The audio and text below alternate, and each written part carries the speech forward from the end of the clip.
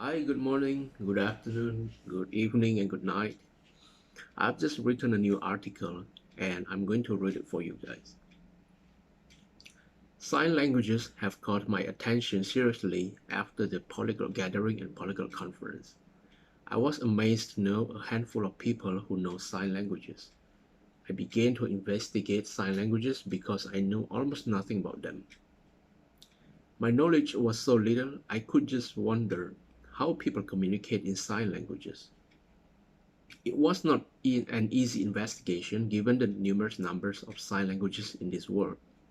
I thought that sign languages were just gestures based on the spoken languages that they represent. I also thought that sign languages functions accordingly to the grammar of spoken languages that they represent. However, I realized I was wrong. It is incorrect to say a sign language represents a spoken language because sign languages are separated languages from spoken languages. In other words, sign languages are independent languages. Similar to spoken languages that share similar or same words with other languages, sign languages also share similar or same word gestures with other sign languages. For instance, Japanese Sign Language is related to Taiwanese Sign Language. New Zealander Sign Language is similar to Australian Sign Language. First impression.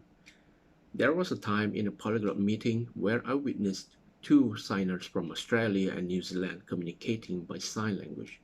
Both of them are proficient signers and have much knowledge of both Australian Sign Language and New Zealander Sign Language. Anyway, both are related.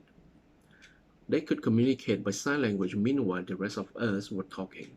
It was amazing to see two people communicate without interfering with the ongoing conversation of other people. Soon I realized the advantages of knowing sign languages. Besides helping me to understand the deaf community, using sign language also functions as a better way of communication among people in a noisy place or among people in a far distance, as long as they can see each other clearly. The difficulty of deciding which sign languages to learn is enormous. I asked so many people's opinions about it. Some suggested I learn the sign languages of my country. Some others suggested I learn sign languages from the country I'm living in. I end up reading about as many sign languages as possible. I encounter people who know French Sign Language, Taiwanese Sign Language, Australian Sign Language, New Zealander Sign Language, American Sign Language, Peruvian Sign Language, Italian Sign Language, Mexican Sign Language, and Indonesian Sign Language. I learned a bit of everything and I read about the deaf communities too. Learning progress. I have an online Peruvian friend that I have known for a long time, but I just discovered that she knows Peruvian Sign Language after many years of knowing her. Thus, the first sign language that I learned was Peruvian Sign Language. I took a free online course on Peruvian Sign Language on the EduTeen website. Initially, I thought about practicing with my Peruvian friend, but we have a great time difference and it was difficult to make a schedule. My second choice was American Sign Language because I encountered abundant resources on the internet. It seems to be the most popular sign language in the world. However, I couldn't find anyone to practice it, so it was not a good choice for me. Despite not finding anyone to practice with, I still enjoy watching American Sign Language videos on YouTube. There's one of my favorite channels called Learn How to Sign. I watch it almost every day during my lunch time in the office.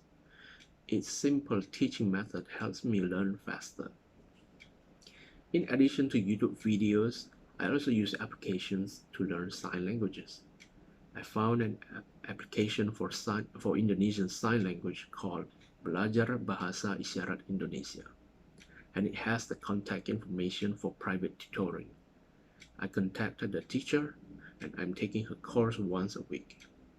She is the only person right now that shares so much knowledge about the deaf community and sign language with me. Indonesian Sign Language is not just one type of sign language.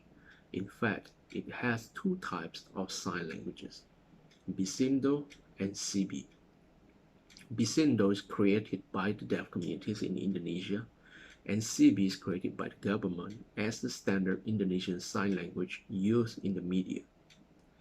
If you are familiar with Arabic, the usage difference between Bisindo and CB is like that of Standard Arabic and Arabic dialects. So this is my article. Thank you and Happy New Year.